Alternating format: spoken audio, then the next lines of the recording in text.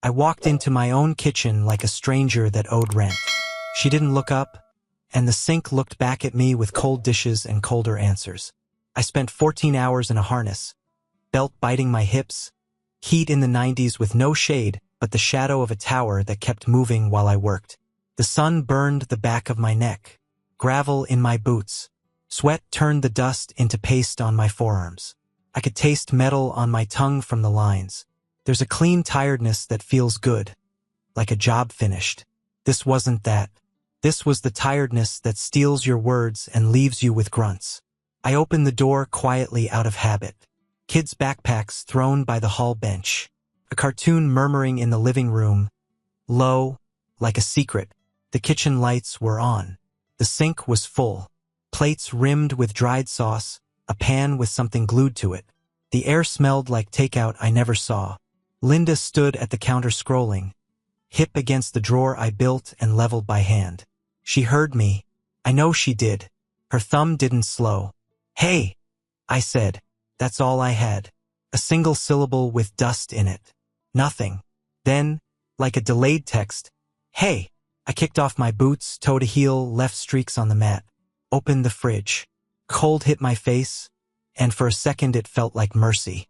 Inside, half a pizza box with one slice gone hard, a tub of grapes, ranch, milk, and the last respectable beer looking like a lifeguard watching a drowning man.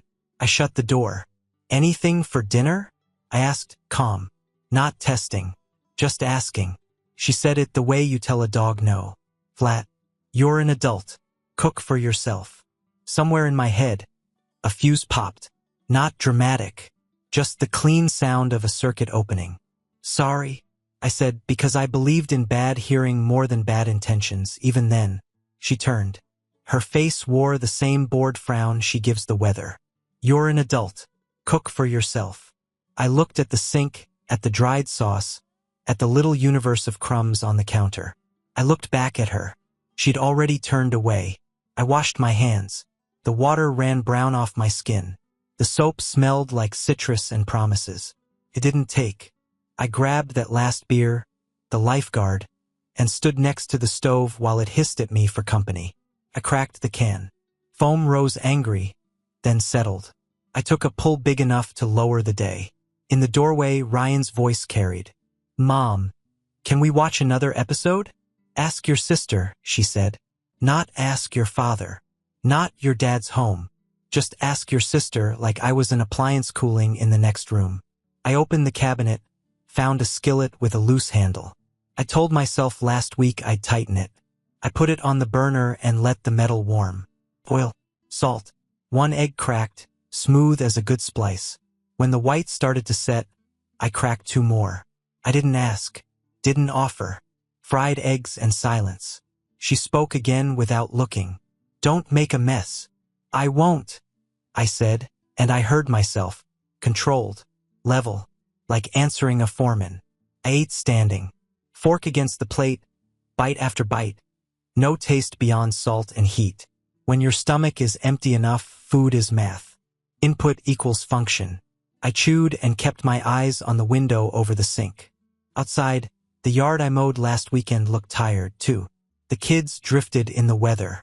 Ryan leaned on the doorframe, half a smile. Testing. "Hey, Dad." "Hey, buddy." I kept my tone warm. That's my line I don't drop. Sophie ghosted behind him, 13 and already a lawyer. "Can we go to Aunt Erin's Saturday?" Mom said maybe. "Ask your mother," Linda said, still scrolling. I watched that sentence land. I watched both kids redirect like I wasn't there. It wasn't new. It just rang louder tonight, like someone turned a knob inside my head. I rinsed my plate, wiped the counter, tightened the skillet handle while it was in my hand because that's what I do. Fix the obvious. The screw took 2 turns and settled. Easy. Not everything does. When the kitchen was clean, I leaned on the counter where she'd stood and said, "Not unkind. Rough day." She shrugged. "Same. I was out in Portage County," I said. "The transformer blew. We climbed all day. No shade. MHM. Got home thinking maybe." I let it trail. The sentence had nowhere to land. She looked over then, annoyed I hadn't put the conversation down when she did. "I'm not your mom, David. You can figure dinner out." "I did," I said. "Good." Back to the screen. The cartoon in the living room ended. Credits scrolled. The house hummed. The fridge, the AC, the quiet violence of small machines doing their job. I felt outside of it all. Not angry. Not yet. Just cold in a way sweat can't touch. I showered. The water ran gray for a minute, then clear. Steam took the day off my skin. In the mirror, I looked older than this morning, like the sun steals years when you aren't looking. I dressed for bed, the good cotton shirt that never asks questions. She slid under the covers without a word. Phone face down now. Progress. I lay on my side, back to her, and stared at the dark. My body wanted to sleep. My head didn't hand it over. I replayed the line. "You're an adult. Cook for yourself." The words were nothing special. What stuck was how easily they came. No hesitation. No check. I thought of winter mornings. I'd scraped ice from her windshield before I left because she hates the cold. Thought of birthday dinners I worked late and still made it home for. Thought of the day Ryan broke his wrist and I carried him into the ER because she was stuck in traffic that never showed up on any map. I'd never asked to be thanked. Just not dismissed. She shifted behind me, a sigh like a door closing. I stared into the space where the ceiling lost its shape and felt something settle that had been rattling for a long time. Not rage. Something cleaner, like a plumb bob finding true. I didn't say a thing.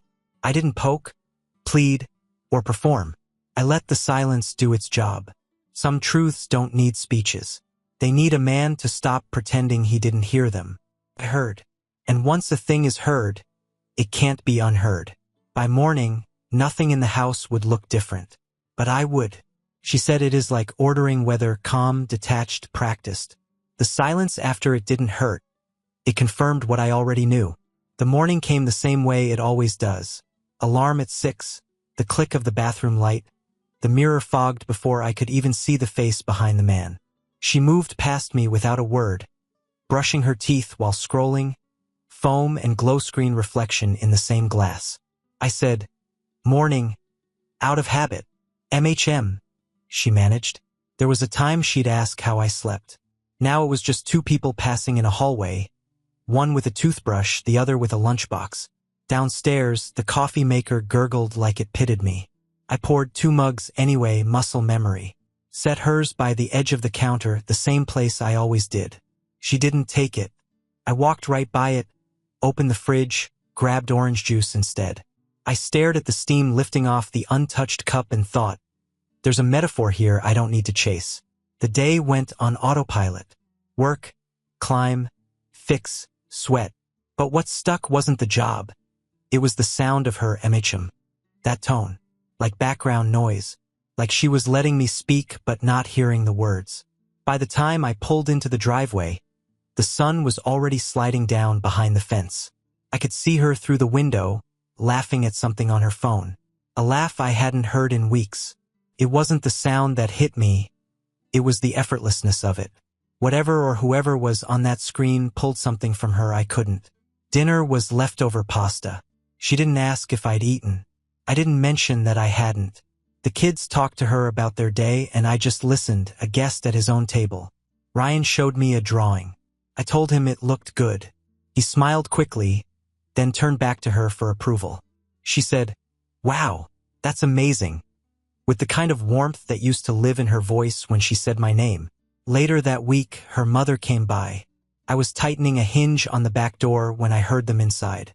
"Linda, you shouldn't have to do everything," her mother said. "He should help more." Linda laughed, a dry, practiced sound.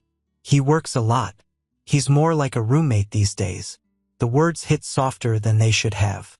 Maybe because they were true, or because she said them too easily, like she'd said them before. When I came in, her mother gave me that polite smile reserved for strangers at Thanksgiving.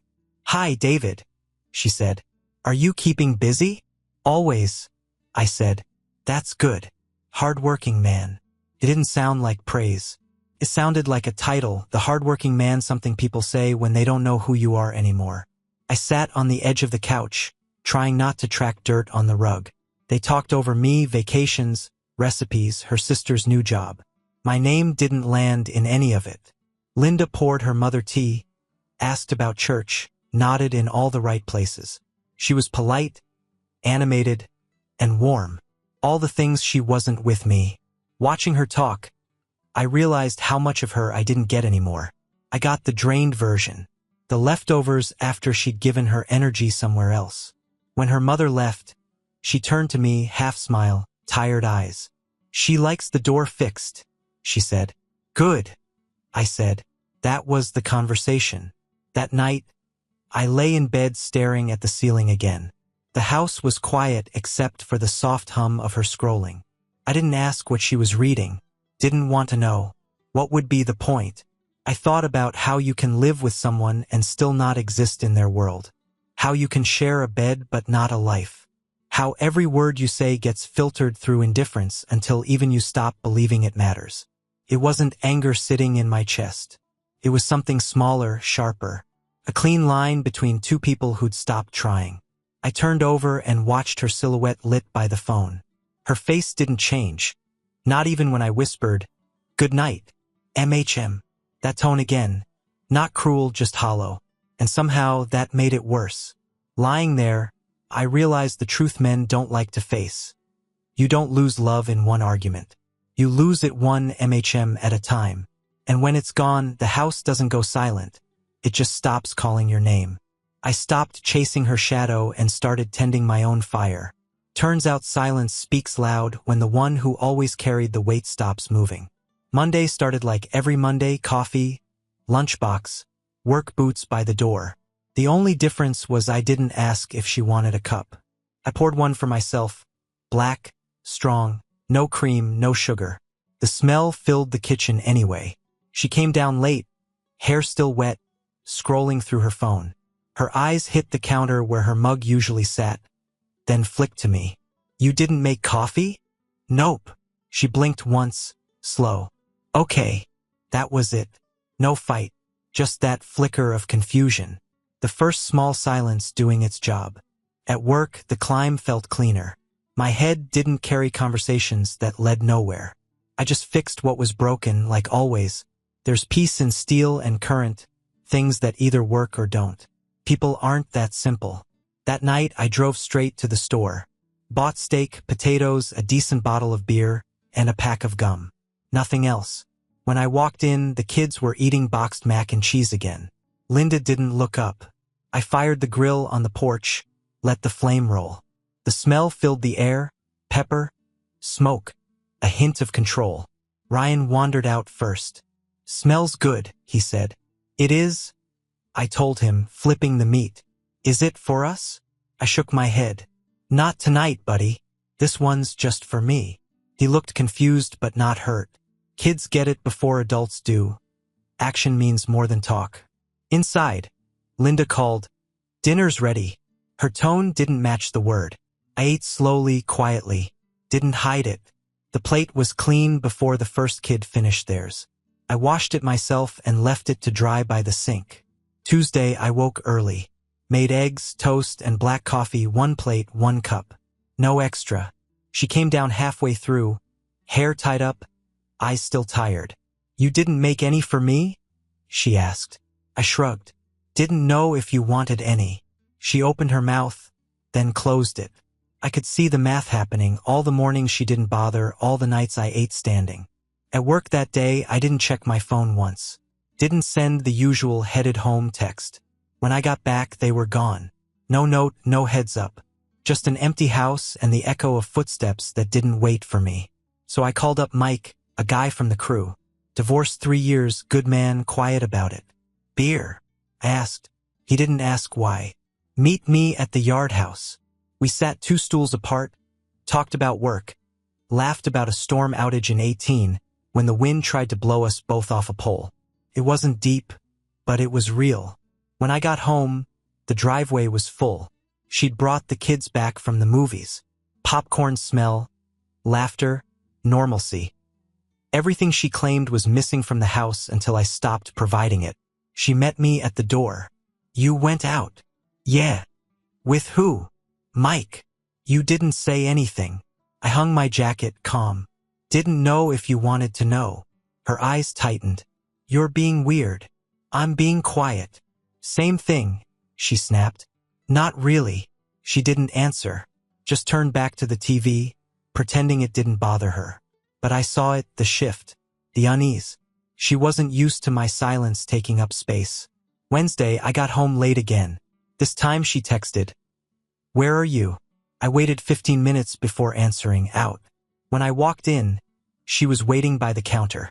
"You've been gone a lot lately." "You too," I said, nodding toward the kids' sneakers by the door. "Movies, dinners, all that. That's different. I take them places, right? And I go places." She folded her arms. "You're trying to make a point." "No," I said, meeting her eyes steady. "I already did." She stared at me, like trying to read a language she used to know but forgot. Then she turned away.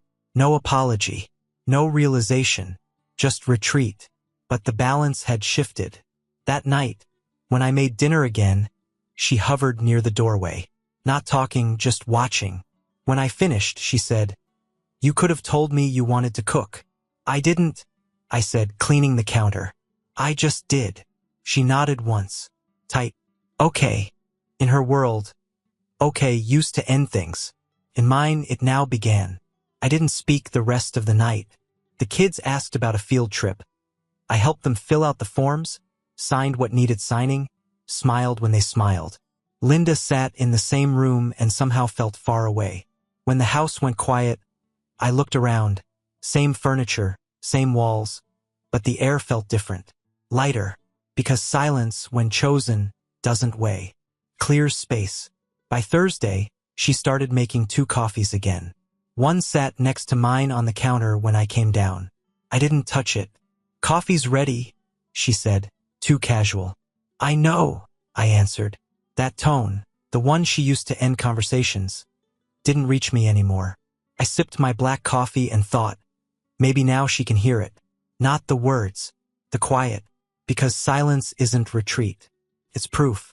Proof that a man's peace doesn't need permission to exist. And for the first time in months, I felt like I owned mine again. She called it strange when I stopped living for her convenience. I called it balance, finally seeing what my silence was worth. By Friday, the air in the house had changed. Not loud, not tense, just alert, like everyone could feel something shift but no one wanted to name it. I still came home dusty and sore, but I didn't walk through the door hoping for warmth anymore. I walked in like a man crossing his own threshold, not hers. Linda noticed. Of course she did.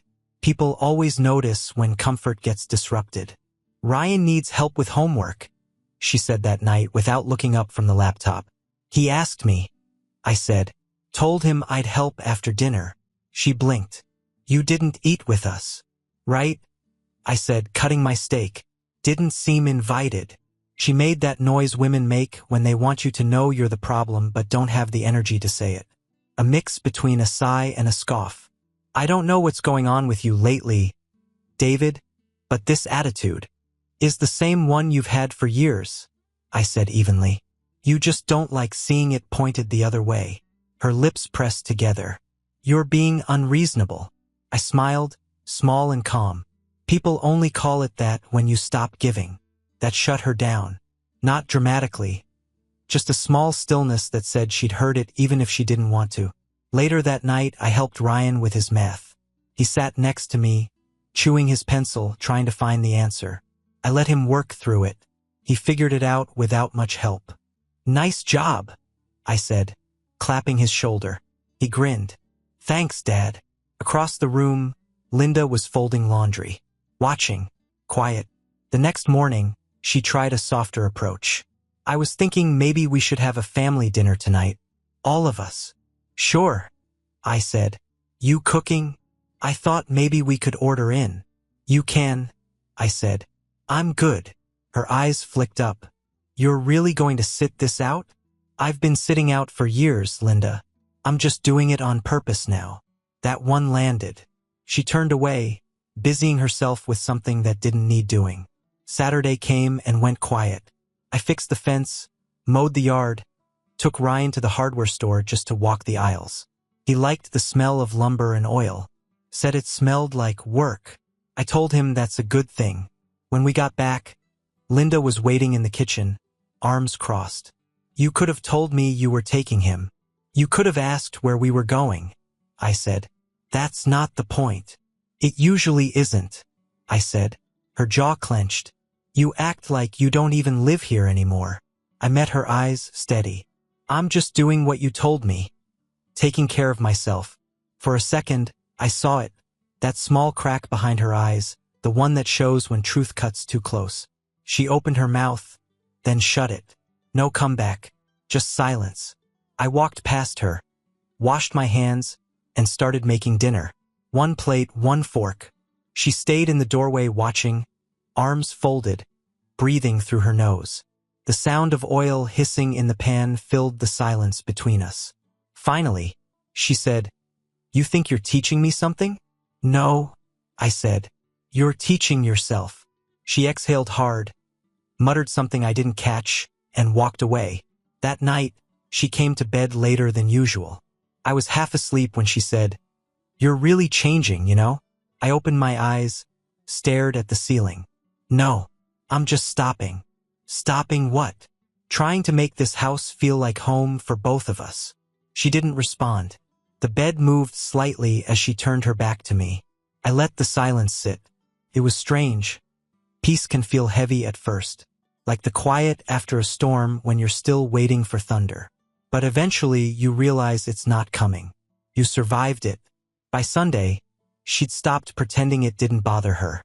She asked where I was going, when I'd be back, if I was eating. Not out of care, out of habit. Because control feels like concern when you've never had to tell the difference. I answered when I felt like it. Calm. Clear. And for the first time in a long while, the house didn't feel like hers. It felt neutral, like the ground before a rebuild. That night, I looked around at the quiet kitchen, the same walls that had heard 100 arguments that never needed to happen, and thought, this is what reclaiming yourself looks like. Not shouting, not slamming doors, just standing still long enough to let someone else feel the emptiness they created. When I opened the bank app, I wasn't looking for proof, just curiosity. What I found turned quiet neglect into something measurable. I sat at the kitchen table one night after the kids were asleep. The same table I built, sanded, and stained on a weekend. She said we couldn't afford new furniture. Back then, she brought me lemonade while I worked. Now she didn't even sit with me. The laptop glow hit my hands like cold light. I logged into the joint account, something I hadn't done in months. The numbers told a story even though she couldn't hide. Hair appointments, new clothes, nail salons, Target runs, DoorDash receipts stacked like a trail of breadcrumbs leading nowhere. Groceries? Barely there. Gas? Mine. Bills? Split by default because I set them on autopay years ago. Work boots, $178, denied. I remembered asking for them 2 weeks ago. She'd said, figure it out. I did, by checking who was actually spending what. The ledger read like a confession. She spent for comfort. I spent for function. She lived like the money grew out of air. I lived like it came off my skin. When she came downstairs, I didn't close the laptop. I wanted her to see it. What are you doing? She asked. Looking, I said. At what? At where all the work goes when I bring it home. She frowned. You make it sound like I don't contribute. I'm not saying anything. The numbers are. She crossed her arms, defensive. I pay for plenty of things. Groceries, school stuff. Check again, I said, turning the screen toward her. Those came from me. Her face tightened. So what? You want a thank you? No, I said quietly. I want accuracy. She scoffed. You're overreacting. It's just money. I leaned back in the chair. No, it's respect. Money just makes it visible. That stopped her for a second. But pride won. It always does. She muttered, You're being ridiculous, and went back upstairs. I stayed. I kept scrolling through the months, watching the pattern. Every line told the same story. She spent it to feel good about herself. I spent time keeping the house standing. Somewhere between the receipts and the silence, I realized it. This marriage had become a transaction. She gave me convenience when she needed something, distance when she didn't. I gave her everything else. I closed the laptop and sat there in the dark. When I started out, I thought marriage was about building a life together. But somewhere along the way, I'd started subsidizing someone else's comfort at the expense of my own peace. The next day, I stopped using the joint account. I opened my own. Quiet move. Clean. A man doesn't have to announce his shift, he just makes it and the world adjusts. When she asked later why the mortgage payment didn't clear, I told her, I'm moving some things around. Personal budgeting. Her brow furrowed. Since when? Since I realized not everything I earn has to disappear before I see the return. She didn't get it, not yet, but she would. Money, like silence, is a mirror. Once you stop pouring it out, the reflection shows who was drinking and who was building. And that night, for the first time in years, my account and my conscience were both in the black. I didn't go into that talk looking for a fight. I went in to see if there was anything left worth saving, and found silence where love should have been. The house was quiet after the kids went to bed. No cartoons, no laundry machines humming, just the steady tick of the wall clock, each sound marking another moment of delay. I sat at the table, waiting. Linda came down with her phone in her hand, already frowning like I'd interrupted something. What's this about? She asked. Us, I said. She sighed. It's late. I know, I said. That's the point. She crossed her arms and leaned on the counter. Defensive posture. I'd seen it 100 times. I'm not here to argue, I said quietly. I just want to lay out where I'm at. Her silence gave me permission or maybe indifference. Either way, I spoke. I've spent months feeling like a stranger in this house. I come home, you barely look up. I stop talking and you don't notice. I stop giving and only then do you start asking questions. That's not a marriage, Linda. That's a service contract. She rolled her eyes. You're overthinking again. Maybe, I said. Or maybe I finally started thinking the right amount. Her expression hardened. You're too sensitive lately. I nodded slowly. Could be. But answer me this. What do you actually love about me? She blinked, caught off guard. What kind of question is that? A fair one. She looked down, rubbed her temple like it was math. You're a good provider, she said finally. It hung there between us, flat and cold. I waited for her to add something, husband, father, man, friend, anything. She didn't. That was the moment I knew. I pushed back from the table, calm, collected. That's all you see, then, a provider. She frowned. That's not what I meant. I know exactly what you meant, I said. You just said it out loud. Her mouth opened, but the words never came. I've spent years making sure everyone else was comfortable here. I just didn't notice I was the only one running on empty. She tried to speak again. I could see the start of a defense, the habit of argument. But I was done participating in circles. I'm not mad, I said. I'm clear. There's a difference. Then I stood, steady as if I'd rehearsed it. Maybe I had, in my head, on every long drive home where silence rode shotgun. She said my name once, quiet. I didn't answer. In the end, there was no big fight, no shouting. Just the weight of everything unsaid finally tipping over. When I walked upstairs later, I felt lighter. Not happy, just free of guessing. Because once a man knows what he means to someone, there's nothing left to argue about. And love that needs proof on paper, bank statements, paychecks, titles, was never love at all. I didn't leave in anger. I left because I finally saw the situation for what it was. A job that stopped being worth the hours. The following week, I sat across from Robert Larson, an old friend turned attorney. He had the kind of calm voice that tells you he's seen everything. The heartbreak, the pettiness, the paperwork. He flipped through my folder like it was any other Tuesday, then looked up. Your situation's clean, he said. House is in your name. No shared kids. You're in good shape. Felt strange hearing that. Good shape. Like getting credit for surviving your own home. He slid the papers across the desk. When you're ready, sign here. I stared at the line. The ink would mean finality, but the decision had already been made days ago, maybe months. The signature was just the paperwork for peace. I signed without shaking. Robert nodded once, businesslike. "You sure you're okay?" "Better than I've been," I said. "I just didn't realize how heavy it was until I set it down." He smiled a little. "That's usually how it works."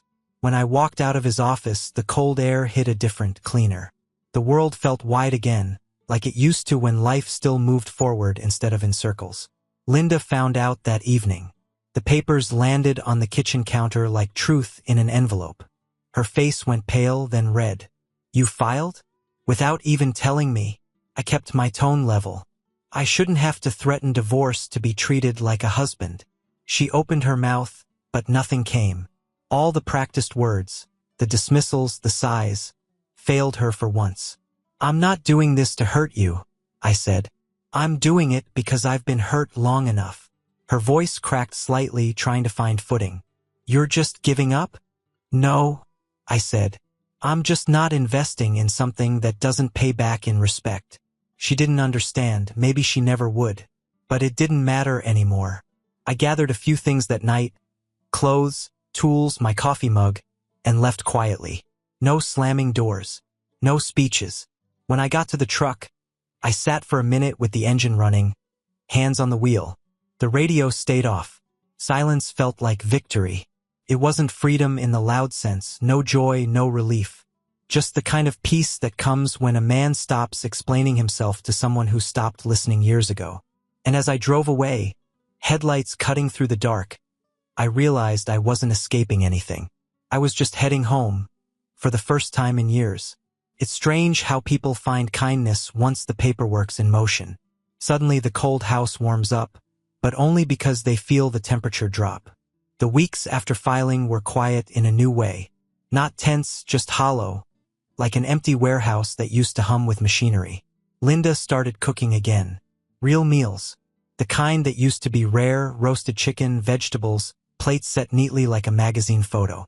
I thanked her, ate politely, and left half of it there. Gratitude doesn't always mean return. She started asking about my day, too. The same question that had once earned me silence. "How was work?" She'd say, soft smile, eyes searching. "It was good." I'd answer, calm, detached. The words didn't carry the weight they used to. It was easy to see now. She wasn't rediscovering love. She was reacting to loss. The change wasn't affection, it was panic. People don't value what they never feared losing. I caught her glancing at me one night while folding laundry. That look. Like she wanted to say something but didn't know where to start. The kind of look you give someone you finally realize you misjudged. When she finally spoke, it was small. "You've really changed, David." I met her eyes. "No. I just stopped chasing something that kept walking away."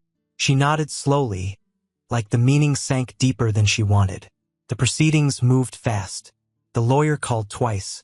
Everything was clean, respectful, and unemotional.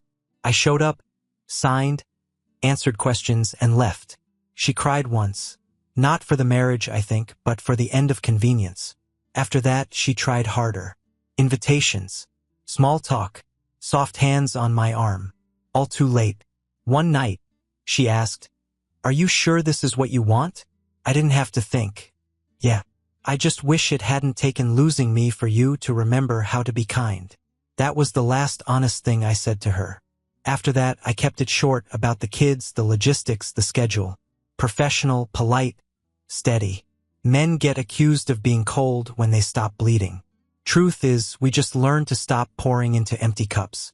And as the court date approached, the quiet between us turned from tension to acceptance. She'd start dinner. I'd wash my plate. She'd ask small questions.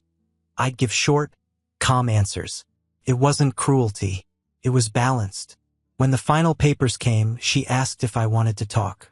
I said no, not because I hated her, but because I didn't need to anymore. Sometimes closure isn't a conversation. It's just the absence of one. The first night alone, I couldn't sleep. Not because of regret, but because the silence finally sounded clean. For the first time in years, the air in the room didn't ask anything from me. The new apartment was small, one bedroom, plain walls, a view of the parking lot, but it was mine. No tension in the corners, no voices layered over each other, just the hum of a refrigerator and the sound of my own breathing. I set the tools in the hall closet, lined up my boots by the door, and laughed a little at how quiet order could feel like luxury. I cooked eggs the first morning, ate them straight from the pan, standing by the window. Tasted like a beginning. Weekends found rhythm again. I saw Ryan and Sophie every other Saturday. We built small things, model cars, a birdhouse, a habit of laughter. They liked the apartment. They said it smelled like sawdust and coffee. I told them that's the smell of work and peace mixed together. Evenings were simple.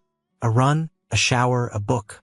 Sometimes I'd sit on the balcony and watch the streetlights blink on.